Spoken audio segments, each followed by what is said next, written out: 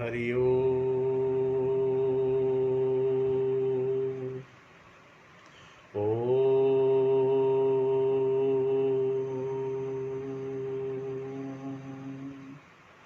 सहना भवतु सहनौ भुनक्तु सह वीर्यं करवावहै तेजस्विनावधीतमस्तु मा विद्विषावहै। ओम शांति शांति शांति। श्रुति स्मृति पुराणानाम् आलयं करुणालयं नमामि भगवत्पाद शंकरं लोकशंकरं शंकरं शंकराचार्यं केशवं बादरायणं सूत्रभाष्यकृतौ वन्दे भगवन्तौ पुनः पुनः। ॐ त्वमेव माता च पिता त्वमेव त्वमेव बन्धुश्च सखा त्वमेव त्वमेव विद्या द्रविणं त्वमेव त्वमेव सर्वं मम देव देव। ओम गुरुदेव भगवान शिव शंकर भोलेनाथ कैलाशपति महाराज की जय। भगवान व्यास जी महाराज की जय। शंकराचार्य भगवान की जय। स्वामी चिन्मयानंद भगवान की जय। स्वामी दयानंद भगवान की जय। स्वामी प्रबुधानंद भगवान की जय। माता पिता की जय। सभी गुरु देवताओं की जय। सभी गुरु देवताओं की जय। सभी गुरु देवताओं की जय। श्री कृष्ण गोविंद हरे मुरारी हे नाथ नारायण वासुदेवाय। ओम। श्रीमद् भागवत गीता अध्याय दूसरा श्लोक 56वां 56। दुःखेष्वनुद्विगनमनः सुखेषु विगतस्पृहा वितरागभयक्रोधः स्थितिर्धीमुर्नि उच्यते।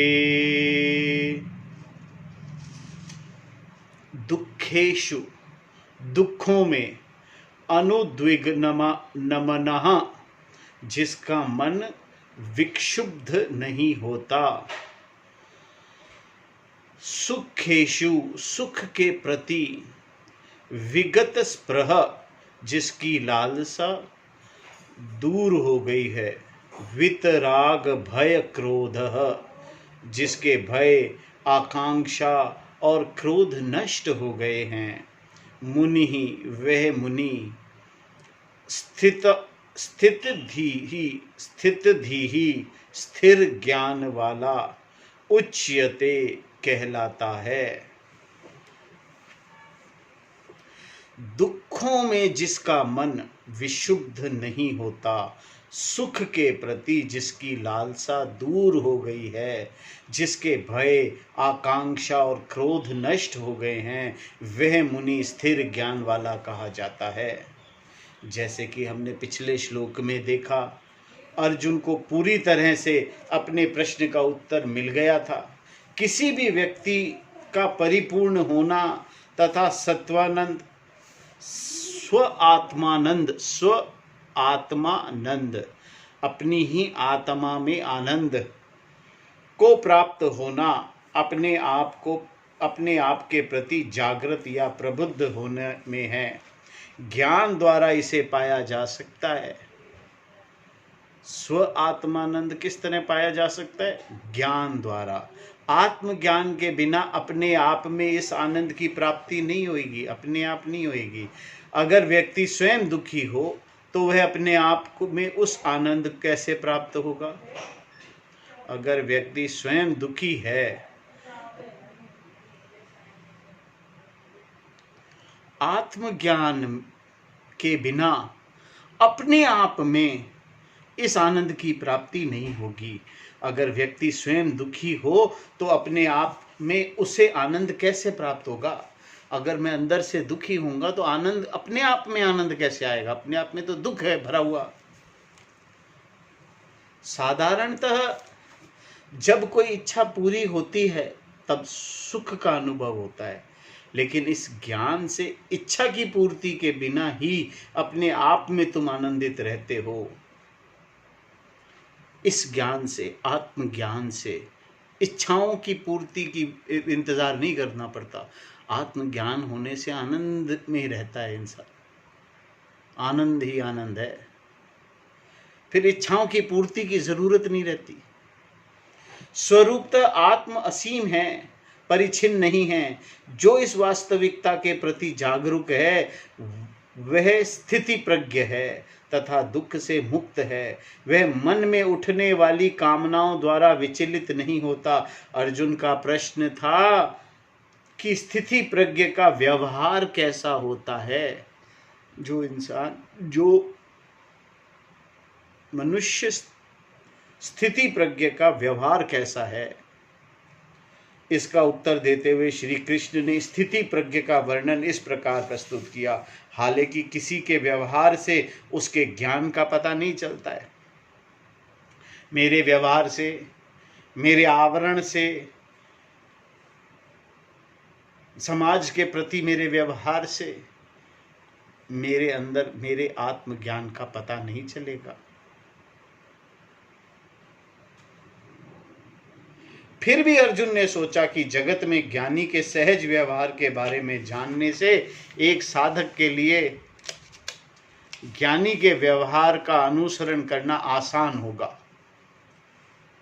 ज्ञानी के लक्षण जानने का यह मतलब नहीं है कि हम अपने सीमित ज्ञान से दूसरों पर ज्ञानी होने की या नहीं होने की मोहर लगाएं। आप अपने सीमित ज्ञान से दूसरे के ज्ञान के ऊपर मोहर नहीं लगा सकते। कोई व्यक्ति ज्ञानी है या नहीं, इसका फैसला करने के लिए हमें ज्ञानी के लक्षण नहीं जानना है। वैसे ज्ञानी का कोई निर्धारित मापदंड भी नहीं है। लक्षण जानना हमारे अपने मार्गदर्शन मात्र के लिए है, ताकि हम ज्ञान प्राप्ति की सही दिशा पर चल सकें। ज्ञानी के लक्षण इसीलिए जानने हैं ताकि हम उन लक्षणों पर चलें, उन पद चिन्हों पर चल करके हम उस मंजिल पर पहुंच जाएंगे जिस मंजिल पर ज्ञानी पहुंचा है। अर्जुन उन सद्गुणों के बारे में जानना चाहता था कि जिनको अपनाते हुए ज्ञानी ने अपने लक्ष्य को प्राप्त किया, तब जिनका अनुसरण करना उस ज्ञानी के लिए अब सहज हो चुका है। इसे जानने की से स्थिति प्रज्ञ के लक्षण एक मुमुक्षु के लिए साधन बन सकते हैं। अच्छा व्यवहार करना, ज्ञानी का व्यवहार अच्छा मीठा बोलना ज्ञानी का अगर लक्षण है, तो अगर बाकी लोग भी मीठा बोलेंगे तो धीरे धीरे मीठी बोली होने की वजह से उनका स्वभाव शांत होगा, अंतःकरण शुद्धि होगी। अंतःकरण शुद्ध करने के लिए काम आ सकता है। इसे जानने से स्थिति प्रज्ञ के लक्षण एक मुमुक्षु के लिए साधन बन सकते हैं। ये आत्मशुद्धि होएगी, आत्मशुद्धि होएगी तो ज्ञान की तरफ जाएगा मुमुक्षु, ज्ञान प्राप्त करेगा, ज्ञान प्राप्त करेगा तो मोक्ष होगा, तो साधन बन सकता है। अर्जुन के प्रश्न की इस भावना को समझते हुए श्री कृष्ण ने उसके सवालों का जवाब दिया। 3 स्तर पर दुख की उत्पत्ति होती है: आध्यात्मिक, आधि भौतिक तथा आधि दैविक, जिन्हें तापत्रय कहते हैं। तापत्रय। आध्यात्मिक दुख अपने शरीर, मन तथा इंद्रियों के स्तर पर दिखाई देता है। जो अपने इन शरीर में, मन में, इंद्रियों में जो दुख है, इंद्रियों से जो स्तर पे दिखाई देता है, वो आध्यात्मिक है। कीड़े मकोड़े, पशुओं तथा परेशान करने वाले लोगों और की ओर से होने वाली पीड़ा को आदि भौतिक स्तर का ताप कहते हैं। आदि भौतिक माने इस जगत से मिलने वाला, इस जगत के प्राणियों द्वारा दिया गया तकलीफ। भूकंप, बिजली का गिरना, बाढ़ या अनावृष्टि की पीड़ा, कोरोना वायरस का होना, ये आदि दैविक हैं। महामारी होना, ये आदि दैविक स्तर पर होती है, जिन पर हमारा कोई वश नहीं होता। जहरीली दवाइयों से कीड़े मकोड़ों का नाश संभव हो सकता है, पर भूकंप आदि, कोरोना आदि को रोका नहीं जा सकता। दुख के स्रोत ये तो तीन हैं पर दुख एक ही है। दुख के रास्ते कितने? तीन। मेरे मन से दुखी हो सकता हूं, शारीरिक दुख हो सकता है, मानसिक दुख हो सकता है, इंद्रियों से दुख हो सकता है, आंखों का जलना, कान में दर्द होना,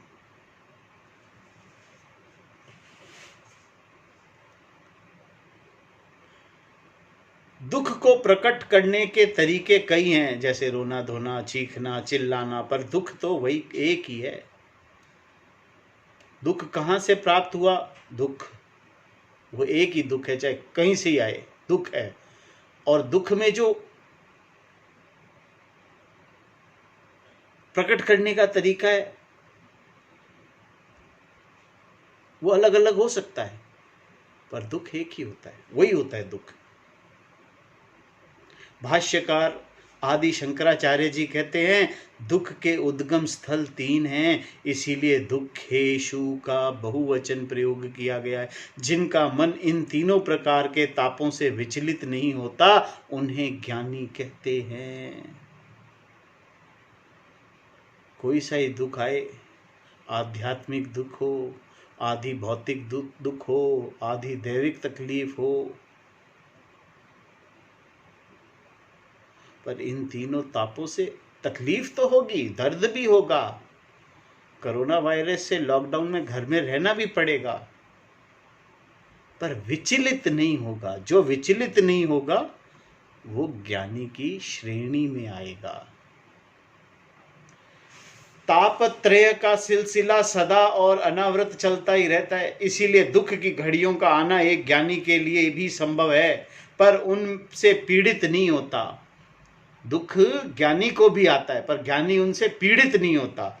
बीमार भी पड़ता है, तकलीफ भी होती है, शारीरिक तकलीफ भी होती है, मानसिक तकलीफ भी होती है, आदि भौतिक तकलीफें भी होती हैं, दूसरे लोगों से भी तकलीफ होती है। लोग पैसा खा लेते हैं, देते नहीं हैं, तकलीफ होती है।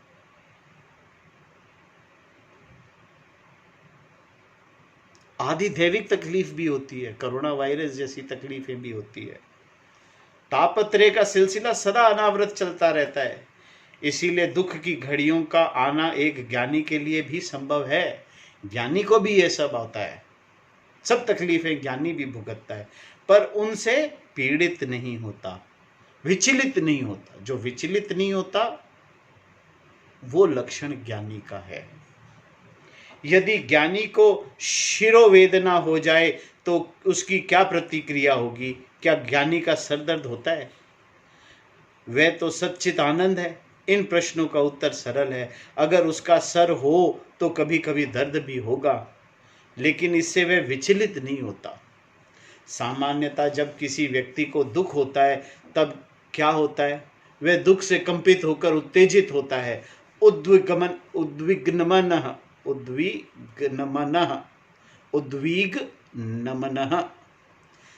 तापत्रय से कोई भी पीड़ा मनुष्य को दुखी कर सकती है। जब तुम्हें सर दर्द होता है तो तुम सबसे पहले पहचानते हो, फिर तुम इतना चिंतित होते हो कि चारों ओर तुम्हें दर्द ही दर्द दिखाई देता है। तुम इतना चीखते चिल्लाते हो कि दूसरों के लिए सर दर्द बन जाते हो। कुछ लोग दुख में शांत रहते हैं, पर सुख के आते ही अति आनंदित होकर उछल कूद मचाते हैं। सुखेशु का अर्थ है कोई भी सुख की परिस्थिति, चाहे वह आध्यात्मिक हो या आधि भौतिक हो या आधि दैविक हो। सुख का उद्गम शरीर से अथवा इंद्रियों से भी हो सकता है, या किसी ब्रह्म परिस्थिति अथवा भोग की कामना पूर्ति से भी। ऐसी परिस्थितियों की लालसा को स्पृह कहते हैं। यदि कोई हास्य घटना हो तो क्या ज्ञानी को हंसी नहीं आएगी? अगर कोई हास्यात्मक घटना घटे तो ज्ञानी भी हंसेगा। क्यों नहीं हंसना चाहिए? वह आनंदित तो होता है, पर उस परिस्थिति को बार बार अनुभव करने की लालसा उसमें नहीं होती। हाँ ठीक है, एक बार खुश हुए, आनंद हुआ, हंसा, पर बार बार नहीं होने की जरूरत। दुख और सुख दोनों के अनुभव में वह बह नहीं जाता। सुखेषु विगतः स्पृह दुखेषु अनुद्विग्न न मनः। उसकी यह सहज भावना एक मुमुक्षु के लिए साधन है जो अनुसरण करने योग्य है। भाष्यकार ने भाष्य में अग्नि का दृष्टांत दिया है।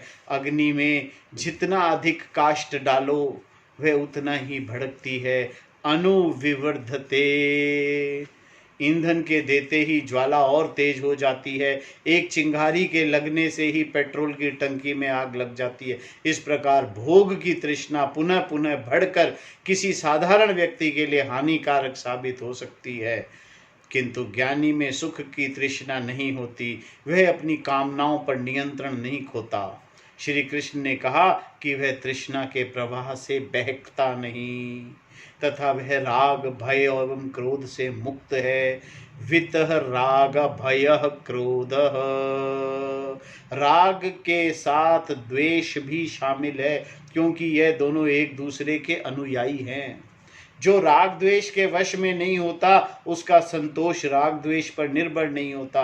वह अपने आप में ही तुष्ट रहते हैं, जिससे उनके राग द्वेष प्रभावहीन हो जाते हैं। यदि पुराने या बचपन के राग द्वेष हों तो यह भी बेअसर हो जाते हैं। यही वह राग द्वेष हैं जो बंधनात्मक नहीं होते, इनका कोई प्रभाव नहीं होता। ऐसे राग द्वेष चाहे कितने भी हों, इनसे कोई हानि नहीं पहुंचती, इनके रहने से कोई क्षति नहीं होती। राग द्वेष के होने पर इच्छाएं भी होती हैं। बंधनात्मक इच्छाओं की उपस्थिति में ही भय होता है। राग के जाते ही भय भी चला जाता है। मैं अल्प हूं, मैं बस इतना ही हूं, सब कुछ मुझसे भिन्न है, दूर है और मुझे सब कुछ पाना है, यह सभी धारणाएं हम में हैं। द्वैत भावना के होने से कामना होती है। द्वैत, एक मैं और एक ये सारा जगत जो मुझसे अलग है, दूर है, मुझे ये पाना है। द्वैत की भावना होने से कामना होती है। द्वैत का अर्थ है भेद, जैसे जीव और ईश्वर के बीच में। यदि भाव जीव और जगत के बीच में प्रकट होता है, यही भाव जीव और जगत के बीच में है, यही भेद आप जीव और ईश्वर के बीच में भी मानते हैं, फिर यह भेद की भावना एक व्यक्ति को दूसरे व्यक्ति के बीच में भी दिखाई देती है। जीव तथा ईश्वर के बीच में द्वैत भावना का परिणाम यह है कि सभी और भेद ही भेद दिखाई देता है। द्वैत की इस दुनिया में असुरक्षा का भाव होना स्वाभाविक है। फल स्वरूप कुछ खोने की आकांक्षा, आपस में भय, अपने और पराये का भेद, और इस तरह यह भय दृढ़ बनता जाता है और अन्य ही भय का कारण बनता है। वह अन्य ही भय का कारण बनता है। अगर मैंने अपने ही व्यक्तित्व में दरार पैदा कर ली तो मैं अपने आप से भी मुझे डर लगेगा। मेरे अपने ही व्यक्तित्व में एक आदर्श मैं है तथा एक असली मैं भी। अक्सर इस आदर्श मैं को असली मैं को डराता है। जो आदर्श मैं है वो असली मैं को डराता है। असली मैं तो जो स्वरूप है वो है। एक पागल व्यक्ति से डर का भी यही कारण है। इसी प्रकार एक दुखी व्यक्ति के साथ भी भय का अनुभव होता है। यदि एक ही हो तो भय नहीं होगा। भय के लिए किसी अन्य का होना आवश्यक है। अतः जो द्वैत नहीं देखता वह न केवल राग द्वेष से मुक्त है बल्कि डर से भी आजाद है। ज्ञानी क्रोध से भी विमुक्त है। क्रोध भी एक प्रकार का राग ही है। इच्छा ही क्रोध में परिवर्तित हो जाती है। आरंभ में इच्छा हानिकारक नहीं होती, लेकिन बाद में वह क्रोध में परिवर्तित हो सकती है।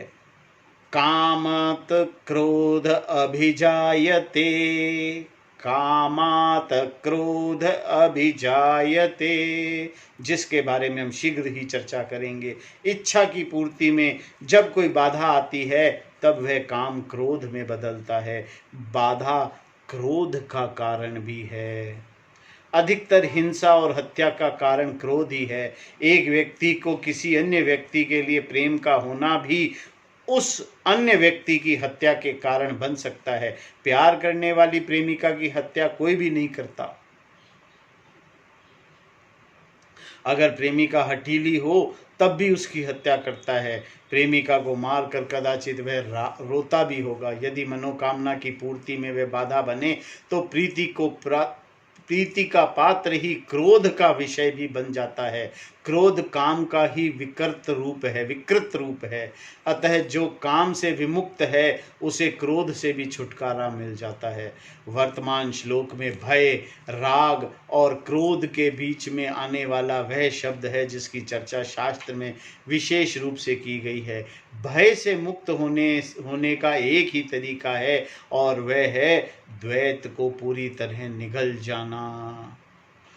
यह तभी संभव होगा जब वास्तव में द्वैत हो ही नहीं। सच पूछो तो द्वैत है ही नहीं, इसीलिए द्वैत को पूरी तरह निगलना संभव है। किंतु केवल ज्ञान द्वारा ही द्वैत को पूरी तरह निगला जा सकता है और भय से सदा के लिए छुटकारा पाने का यह एक ही तरीका है। भय उस समय होता है जब कोई दूसरा मौजूद हो।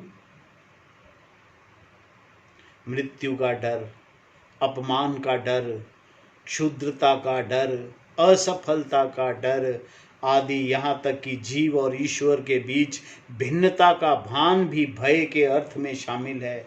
जब एक विषय और को उसको प्राप्त करने की इच्छा वाले व्यक्ति दो भिन्न इकाई के होंगे, जब तक यह भिन्नता का संबंध होगा तब तक भय होगा। यह भिन्नता आगे चलकर आत्मा और परमात्मा को दो भिन्न इकाइयों में बदल देती है। भय के प्रकट होने के लिए एक छोटा सा भी विभाजन पर्याप्त है। अधिकतर लोग ईश्वर को अपने से भिन्न मानते हैं। कुछ और अपने आप को ईश्वर का अंश समझते हैं। अपने आप को ईश्वर का अंश जानना भी भय प्रकट करने के लिए काफी है। यहीं से पृथकता शुरू होती है। पृथकता के दर्शन का कारण है अविचार। अगर विचार करने के पश्चात भी द्वैत भावना कायम रहे तो यह एक दुखपूर्ण स्थिति होगी। मनुष्य की ओर से ऐसी भूल की अपेक्षा रखकर ही उपनिषद इस विषय का पूर्ण तथा विस्तृत रूप से अनावरण करते हैं और कहते हैं कि जब तक लेश मात्र भी विभाजन रहेगा तब तक भय से छुटकारा पाने का कोई उपाय नहीं है। आप भगवान से इतना सा भी अलग नहीं है। लहर समुद्र से इतनी सी भी अलग नहीं है, अलग हो ही नहीं सकती, है ही नहीं, सोच भी नहीं हो सकती, क्योंकि समुद्र, लहर ही समुद्र है। एक विचारशील व्यक्ति को मुनि कहते हैं। इसका ज्ञान अर्थात इसकी बुद्धि स्थिर रहती है, कभी डगमगाती नहीं। ऐसा नहीं है कि एक दिन वह द्वैत का चिंतन करता है और दूसरे दिन किसी का तर्क सुनकर अद्वैत का चिंतन करने लगता है। सच पूछो तो द्वैत का एक विश्वास मात्र है, ज्ञान नहीं है। मैं और ईश्वर अलग होते ही ये विश्वास कर सकते हो आप, अलग है नहीं। पूर्व पक्षियों द्वारा अनेक प्रकार की शंकाओं को उठाए जाने पर भी अद्वैत ही वास्तविकता है, अतः जानने योग्य है। चाहे तुम इसे दूसरों को समझा सको या नहीं, तुम्हें निश्चित रूप से इसका ज्ञान होगा, क्योंकि तुम ही वह अभिन्न आत्मा हो। इसमें विश्वास या भरोसा करने की कोई बात नहीं है, बल्कि ये पक्का ज्ञान है जो तुम्हें अनेक धारणाओं से मुक्त कराएगा। यह सब कुछ अद्वैत ही है। ज्ञानी को स्थिति प्रज्ञ कहते हैं। इसका ज्ञान स्थिर है, दृढ़ है। ज्ञान के प्रति इसकी निष्ठा प्रदर्शित करते हुए आदि शंकराचार्य जी ने इसके लिए सन्यासी शब्द का उपयोग किया है। वे स्पष्टतः जानते थे कि सन्यासी हुए बिना कोई ज्ञानी नहीं हो सकता। उनके लिए सन्यास ही ज्ञान है, उससे कुछ कम नहीं। फिर आगे भगवान कहते हैं याः सर्वत्राणि भी स्नेहस्तत् तत्प्राप्य शुभाशुभं नाभिनन्दति न द्वेष्टि तस्या प्रज्ञा प्रतिष्ठिता। यह जो पुरुष सर्वत्र हर परिस्थिति में अनभिस्नेह आसक्ति रहित तत् तत् तत् तत् जो कुछ शुभ अशुभम, शुभ या अशुभ प्राप्त कर न आनंदित न प्रसन्न होता है, न द्वेष्टि न द्वेष करता है, तस्य उसका प्रज्ञा ज्ञान प्रतिष्ठा स्थिर है। जो पुरुष हर परिस्थिति में आसक्ति रहित होकर जो कुछ शुभ या अशुभ उसे प्राप्त कर ना प्रसन्न होता है ना द्वेष करता है, उसका ज्ञान स्थिर है। मुनि उस ज्ञानी को कहते हैं जिसमें विचार करने की क्षमता है। विचार वही कर सकता है जिसमें ज्ञान हो। ऐसा व्यक्ति हर विषय से अनासक्त होते हैं। सर्वत्र अनभिस्नेह। स्नेह का अर्थ है प्रेम या लगाव। संस्कृत में तेल की चिकनाहट या चिपकने वाले गुण को स्नेह कहते हैं। संदिग्धता, सनिग्धता जिसमें हो वह स्नेह कहलाता है। सनिग्धता चिपकने की। प्रेम को स्नेह इसलिए कहते हैं क्योंकि जिससे तुम प्रेम करते हो वह तुम्हारे साथ हमेशा चिपका रहता है। वह व्यक्ति दूर रहकर भी तुम्हारे मन में सदा बसा हुआ है। इसमें दोनों अपने अपने सुख और दुख परस्पर बांटते हैं। एक का दूसरे पर परस्पर प्रभाव दिखाई पड़ता है। दोनों में स्नेह की भावना बनी रहती है। स्नेह का होना समस्यात्मक नहीं होता, किंतु अभिस्नेह अति प्रेम से कलेश है, परेशानी होती है। अपने बच्चों के प्रति एक माँ का स्नेह समस्यात्मक नहीं है, क्योंकि बच्चे की परवरिश के लिए माँ का प्रेम अत्यावश्यक है। उसे पुचकारना, लाड प्रेम करना, उसकी बातों को सुनना, यह सभी स्नेह है तथा बच्चे के विकास के लिए अनुकूल है। लेकिन प्रेम यदि आसक्ति में बदल जाए तो इससे घुटन हो सकती है। प्रेम का पात्र होने की बजाय वह व्यक्ति तुम पर अधिकारित्व जमाने लगेगा, तुम्हें नियंत्रित करते हुए अपने वश में रखना चाहेगा। औरों पर नियंत्रण पाना, किसी को अपने वश में रखना हर समाज की पुरानी समस्या है। दूसरों को अपने बस में रखना है। प्रेम से रखो, चाहे डरा के रखो। इसीलिए इसी की ओर श्री कृष्ण ने हमारा ध्यान आकर्षित किया है। ज्ञानी के लिए कोई आसक्ति नहीं होती, उसका मन कहीं भी नहीं खोता, उसका मन स्वतंत्र तथा सदा अपनी जगह रहता है। सच पूछो तो हम सब के मन में मेज, कुर्सी, साज, सामान, पूंजी, घर आदि में इतना बढ़ जाता है कि हर क्षण धक धक करने वाले इस दिल के सिवा अब हमारे पास कोई चीज नहीं रह गई। हम अपने मन को कई विषयों में बांट देते हैं और फिर कहते हैं कि हमारा दिल खो गया। हमारा मन कहाँ होगा? वहीं पर जहाँ पर तुम्हारा हृदय है। मन की दौड़ उसी तरफ होती है जहाँ पर तुम्हारी भावनात्मक आसक्ति है। मन के लिए सैकड़ों विषयों की और आसक्त होकर अस्त व्यस्त हुए इस भावनापूर्ण हृदय की गति के साथ चलना कठिन ही होता है। जिस व्यक्ति के शरीर पर घाव है वह बार बार उस घाव के चारों ओर कोमलता से सहलाता रहता है। घाव के भरते समय दर्द होता है, इसीलिए उसका पूरा ध्यान घाव की ओर रहता है। जहाँ हृदय हो मन भी वहीं होता है। शरीर में अंतर्निहित स्वस्थता, अंतरहित स्वस्थता का प्रबंध उस समय मन को उस कष्ट के स्थान से कहीं और भटकने नहीं देता, चाहे वह सच्चिदानंद आत्मा का भी चिंतन में क्यों ना हो। हमारी आसक्ति तरह तरह के विषयों और स्वर्ग आदि भोगों पर है। यह सब ज्ञानी को बिल्कुल आकर्षित नहीं करती। चोट भी लगती है, दर्द भी होता है, असर भी होता है, दुख भी होता है, पर विचलित नहीं होता, आकर्षित नहीं होता। स्वर्ग आदि भोगों के किसी भी प्रकार का मनोहारी वर्णन ज्ञानी को लुब्ध नहीं कर सकता। चाहे वह नर हो या नारी, उस ज्ञानी का हृदय उसके पास ही रहता है, कहीं भी नहीं खोता नहीं है। उसे उसमें प्रेम, मैत्री, स्नेह तथा दूसरों का ख्याल रखना आदि गुण होंगे, लेकिन आसक्ति बिल्कुल नहीं होगी। किसी से प्रेम करो, किसी से मित्रता करो, उससे स्नेह करो, पर उसमें आसक्ति मत करो, उस पर अपना अधिकार मत जमाओ। आसक्ति होना गलत है। किसी पर भी, अपने पुत्र पे, पुत्री पर प्रेम करो, उन्हें पढ़ाओ लिखाओ, पर उन पर अपना अधिकार मत जमाओ। जैसे अधिकार हो जमाएंगे वैसे ही वो गलत हो जाएगा। इसी स्नेह के पूर्व भगवान ने अनभि के प्रत्यय जोड़े हैं, जिसके साथ अर्थ है आसक्ति रहित रहना। संपूर्ण उपनिषद और गीता शास्त्र में इस वास्तविकता की पुष्टि की गई है कि ज्ञानी में स्नेह अर्थात प्रेम हो सकता है, पर आसक्ति कदापि नहीं।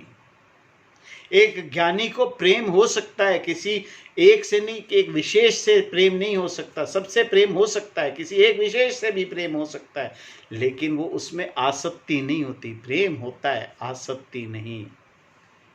उदाहरण के रूप में भगवत गीता में श्री कृष्ण ने अर्जुन को प्रेम से कई बार संबोधित किया। भक्तोसी में सखा चेती, भगवत गीता 14। उपनिषद में भी शिष्य को के अपने गुरु द्वारा हे सौम्य आदि शब्दों से संबोधित किए जाने के कई प्रसंग हैं। गुरु शिष्य में स्नेह अवश्य रहता है, किंतु किसी प्रकार की आसक्ति नहीं होती। हे सौम्य कहता है गुरु, हे सौम्य, सौम्य मने हे प्रिय, हे प्यारे कह सकते हैं, पर इसका यह मतलब नहीं है कि आसक्ति हो जाए। आसक्ति का रहना किसी के लिए हितकारी नहीं है। फिर भी मुमुक्षु का तो कहना ही क्या। आसक्ति तो हम जैसे साधारण मनुष्यों को भी नहीं करनी चाहिए किसी से, तो ज्ञानी तो करेगा ही क्या। शुभ या अनुकूल परिस्थिति को पाकर ज्ञानी अति प्रसन्न होकर उछलता नहीं है, और ना वह प्रतिकूल परिस्थिति से द्वेष करता है। तत तत शुभ अशुभम प्राप्य न अभिनंदते ना द्वेष्टे। शुभ का अर्थ है मंगलमय घटनाएं, सुख का अनुभव आदि। मृत्यु, रोग आदि इस गणना अशुभ में होती है। जब वास्तविकता को मन स्वीकार नहीं करता, तब हम उस प्रतिकूल परिस्थिति से घृणा करते हैं। ज्ञानी ऐसी परिस्थिति से द्वेष नहीं रखता। प्रतिकूल परिस्थिति से घृणा करते हैं, जैसे का तैसा स्वीकार कर लेता है, अतः दुख के चुंगल में नहीं आता। वह दोनों शुभ तथा अशुभ परिस्थितियों के प्रति समभाव रखता है, एक जैसा भाव रखता है। वैसे तो एक कर्म योगी भी समभाव रखता है। ऐसा करना उसके लिए ईश्वर की व्यवस्थापन का समझकर जानबूझकर अपनाया हुआ एक रवैया है, लेकिन एक ज्ञानी के लिए यह भाव सहज है। जो कर्म योगी होता है वो भी, उसके लिए भी सब कुछ एक ही होता है, और ज्ञानी के लिए बहुत आराम से, उसको कोई फर्क नहीं पड़ता। वर्तमान श्लोक के विवरण में आदि शंकराचार्य जी ने स्पष्ट किया कि सुख और दुख दोनों में समभाव रखने वाला व्यक्ति सदा ज्ञान में निष्ठ होता है। आत्मा और अनात्मा, सत्य और मिथ्या के विवेक जनित ज्ञान के कारण वह सुख दुख के झूले से मुक्त रहता है। ज्ञानी का वर्णन देते हुए भगवान आगे कहते हैं, यदा संहर्ते चायं कुर्मो अंगनिव सर्वशः इंद्रियाणि इंद्रियार्थभयस्य प्रज्ञा प्रतिष्ठता च, तथा यदा जब, अयम यह व्यक्ति, इव जैसे, कुर्मा कछुआ, अड़ंगानी अपने अंगों को संहरते समेट लेता है, वैसे ही सर्वशः चारों ओर से इंद्रियाणी इंद्रियों को इंद्रियार्थ भय विषयों से संहरते समेट लेता है, तस्य उसका प्रज्ञा ज्ञान प्रतिष्ठता स्थिर रहता है। तथा जब यह व्यक्ति जैसे कछुआ अपने अंगों को समेट लेता है, वैसे ही चारों ओर से अपनी इंद्रियों को विषयों से समेट लेता है, तब उसका ज्ञान स्थिर रहता है। अर्जुन ने पूछा था कि ज्ञानी जगत में कैसे व्यवहार करता है। इस श्लोक में श्री कृष्ण उसी प्रश्न का उत्तर देते हैं। च शब्द वर्तमान श्लोक से पिछले श्लोक की संगति को उद्योतित करता है। जो पहले बात की थी उसमें आगे भगवान कह रहे हैं, यहां पर मन तथा इंद्रियों को संभालने में ज्ञानी की क्षमता की चर्चा की गई है। व्यक्ति में ज्ञान का होना संभव है, किंतु उसमें ज्ञान की स्थिरता के लिए इंद्रियों को विषय इच्छा अनुसार कभी भी किसी भी समय समेट लेने की क्षमता होनी चाहिए। हालांकि इंद्रियां स्वयं हानिकारक नहीं होती, फिर भी उन्हें अक्सर दोषी ठहराया जाता है। उदाहरणतः लोग कहते हैं मैं ठीक हूँ, पर मेरी इंद्रियां ने मुझे बहका दिया है, मेरी इंद्रियां मुझे विशुद्ध करती हैं, यह सब इंद्रियों का उत्पात है और मैं उनका शिकार हूँ। इस तरह से लोग कहते हैं। मदिरा पीने के लिए जाते हैं, क्या करूँ, मैं तो अपने वश में रहता हूँ, लेकिन मेरा मन, मेरी इंद्रियां, जो जीभ, मीठा खाना है, छोले भटूरे खाने हैं, ये जीभ बस में नहीं रहता। ज्ञानी को इसको बस में नहीं रखना पड़ता, वो बस में ही रहता है उसके। वास्तव में इंद्रियों का दोष नहीं दिया जा सकता, क्योंकि वह केवल एक समाचार प्रेषक है की तरह बाहरी विवरण की प्रस्तुत करता है। वह तुम्हें आदेश नहीं दे सकती और ना विशुद्धि कर सकती है, वह सिर्फ बाहर की जानकारी देती है, क्योंकि यही उसका काम है। जो चीज सामने है उसे आंखें दिखाती हैं, यह उस विषय के रूप और रंग को दिखाती है। अगर वह कोई लेख हो तो उसे पढ़ाती हैं। घ्राणेन्द्रियां गंध का बोध कराती है। घ्राणेन्द्रियां गंध, सुगंध का, कोई भी गंध, दुर्गंध, सुगंध। जीभ नहीं कहती कि यह चीज स्वादिष्ट है, जीभ नहीं कहती, तुम्हारा मन ही इसका निर्णय करता है। इंद्रियों को दोषी मत समझो, क्योंकि यह ज्ञान के साधन रूपी प्रमाण हैं। यह केवल बोध कराते हैं, यह सिर्फ आपको बतलाते हैं। शब्द, स्पर्श, रूप, रस और गंध के विषयों की जानकारी देती है, लेकिन तुम उनमें बोध प्राप्त करते हो ही विचलित होकर अपनी अभिरुचि का या शौक का शिकार होते हो। जैसे गुलाब जामुन आया, जीभ ने बताया मीठा है, आंखों ने दिखाया गुलाब जामुन, और मन के अंदर निश्चय, क्या बात है। इंद्रियों ने जानकारी दी, इसीलिए उन्हें समस्यात्मक समझते हैं, पर वास्तव में ऐसा नहीं है। जैसे कि हम बाद में देखेंगे, मन में आने वाली इच्छा या शौक भी समस्या नहीं खड़ी करती, क्योंकि सच पूछो तो तुम ही अपने आप को बहक जाने देते हो। अपने आप को कभी बहकने मत दो, छोटी से छोटी वस्तु पर भी बहकने मत दो। कहीं है छोटो सो गुलाब जामुन है, खा लो। इंद्रियों का कोई दोष नहीं है, उनसे जानकारी लेकर अपने शौक के वश में आकर तुम इस तरह से बहक जाते हो कि तुम्हारे पास किसी और चीज के लिए समय रहता ही नहीं। शौक अनेक हैं, इसीलिए तुम उनमें पूरी तरह खो जाते हो, उन्हें पूरा करने में लगे हुए हो। इतने शौक हैं, इतने शौक पाले हुए हैं कि उनको पूरा करने में पूरा जीवन व्यतीत करते हो। इस श्लोक में एक ऐसे व्यक्ति की चर्चा की गई है जो आत्मज्ञान में स्थिर रहने के लिए अपनी इंद्रियों को इच्छा अनुसार विषयों में से समेट ले सकता है।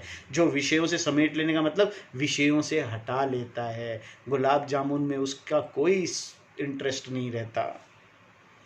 जो मन की अभिरुचियों का निराकरण करने में समर्थ है, उसकी ही प्रज्ञा स्थिर है, क्योंकि उसमें किसी भी प्रकार का खेद नहीं होता। स्थिति प्रज्ञा अभिरुचियों के प्रवाह में न आकर उसी से प्रेरित होता है जो सही है। उसके आचरण को निर्धारण करने वाला वह स्वयं ही है, उसका मन नहीं।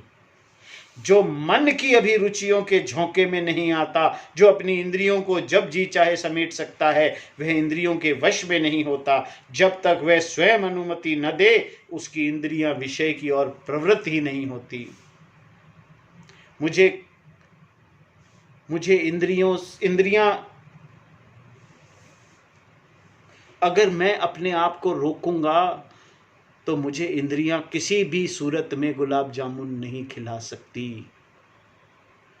अगर मैं ये समझ जाऊं कि गुलाब जामुन में सुख नहीं है, मीठा तो है पर सुख नहीं है, आनंद नहीं है, मैं निर्णय ना लूं कि नहीं खाना, तो इंद्रियां मुझे नहीं खिला सकती।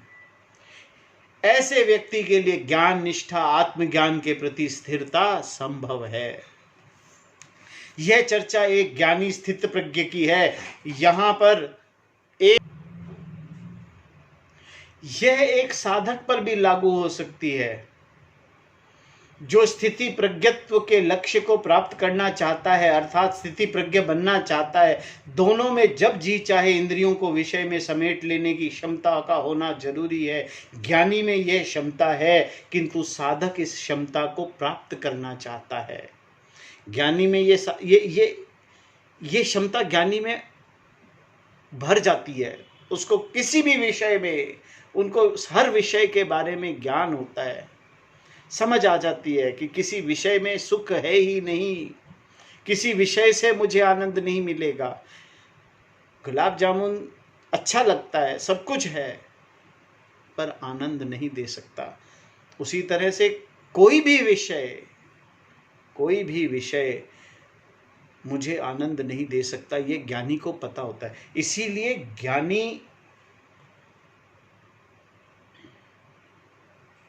ज्ञानी में ये क्षमता है, किंतु साधक इस क्षमता को प्राप्त करना चाहता है। वो जानना चाहता है, उसको समझाना पड़ता है कि विषयों में सुख नहीं है। यह जरूरी नहीं है कि जो भी व्यक्ति विषयों से अपनी इंद्रियों को समेट ले वो ज्ञानी है।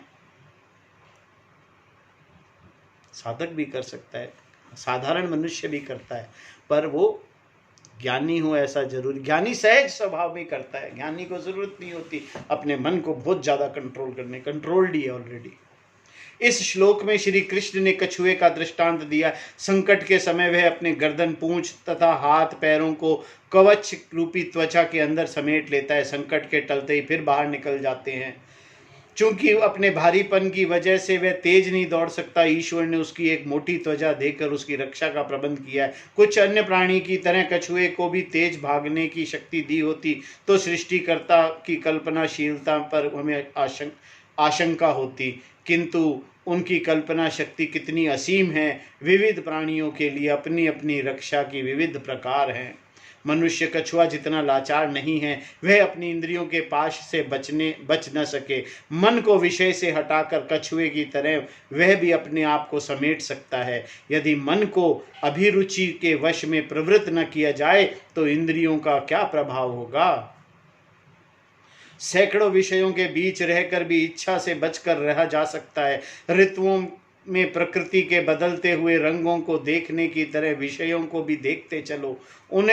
तुम्हें उनसे क्या लेना है, कुछ भी तो नहीं। दूर रहकर उदासीनता पूर्वक उनका निरीक्षण करते रहो। यह जरूरी नहीं है कि इंद्रियों की वजह से कोई समस्या हो। यदि किसी रुचि का अभिभाव हुआ तो उसके तिरोभाव भी होगा। यदि तुम्हारे मन में उस विषय को पाने का हठ किया तभी एक समस्या बन सकती है।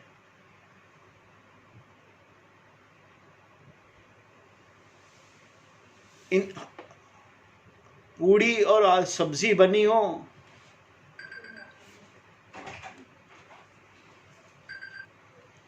श्री कृष्ण ने कछुए का दृष्टांत देकर इंद्रियों को उनके विषय से हटा लेने की क्षमता को दिखाया है। हम बात करते पूरी सब्जी की ना, इच्छा बहुत भयंकर होती है, पर इंद्रियों को अपने वश में कर लेना ज्ञानी का स्वभाव होता है। जिस व्यक्ति में ज्ञान है इस क्षमता से अपने ज्ञान को पक्का कर लेता है, ज्ञान में निष्ठा प्राप्त कर लेता है। अगर किसी साधक ने इस प्रकार अपने को विषयों से हटाने की क्षमता प्राप्त कर ली तो उसके लिए ज्ञान अधिक दूर नहीं है। इन विषयों से अपने मन को, अपनी इंद्रियों को वश में अगर कर लिया तो ज्ञान अधिक दूर नहीं है।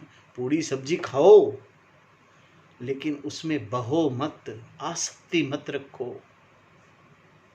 अगर उसमें यह तैयारी न हो तो उसे मन और इंद्रियों को विषय से हटा लेने का अभ्यास करना होगा। बात बस इतनी सी ही है। मन तथा इंद्रियों का तालमेल को समझना और समझाना ही इस व्याख्या का तात्पर्य है। दूसरों के आचरण का मूल्य निर्धारण करना नहीं, अर्थात लोगों को भला या बुरा ठहराना नहीं है। भगवान आगे कहते हैं, विषया विनर्तन्ते निराहारस्य देहिना रसवर्जं रसोऽप्यस्य